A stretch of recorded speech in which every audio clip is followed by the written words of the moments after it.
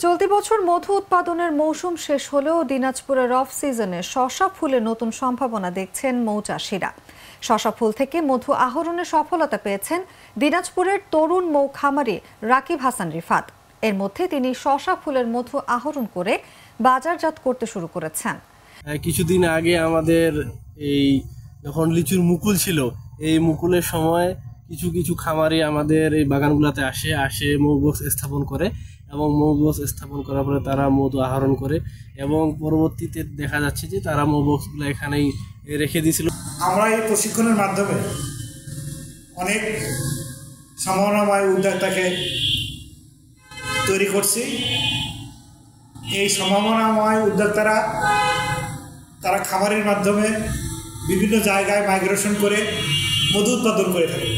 মৌখামারি রাকিব হাসান রিফাত বলেন, তার এলাকায় ব্যাপক হারে রবি শস্য চাষ হয়ে থাকে। এবার তিনি সরিষা, লিচু ও কালোজিরার পর ফুল দেখে পরীক্ষামূলকভাবে শসা খেতে মৌবাক্স স্থাপন করেন।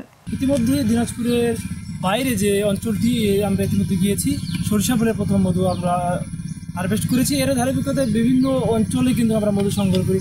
এর ধারাবাহিকতা দিনাজপুরের যে বিশুদ্ধ ফুলের লিচু ফুলের মধু সংগ্রহ করার পরে বর্তমান সময়ে অনেক খামারিরা বিভিন্ন অঞ্চলে যায়। সেই ক্ষেত্রে আমাদের দিনাজপুর জেলায় বর্তমানে যে শসা বেশ আবাদ হয়েছে এবং এই শসা ফুলের যে বিশুদ্ধ মধুটি সংগ্রহের জন্য আমরা ইতিমধ্যেই খামার স্থাপন করেছি। আমরা ইতিমধ্যেই মধু সংগ্রহ করেছি এবং এর এই ধারাবাহিকতা পরবর্তী সময় আরও মধু সংগ্রহের আশা করছি। মৌবাক্স স্থাপনের 15 দিন পর তিনি হারভেস্ট করতে পেরেছেন, ভালো মধুও পেয়েছেন। এসব মধুর সুন্দর ঘ্রাণ ও মিষ্টি।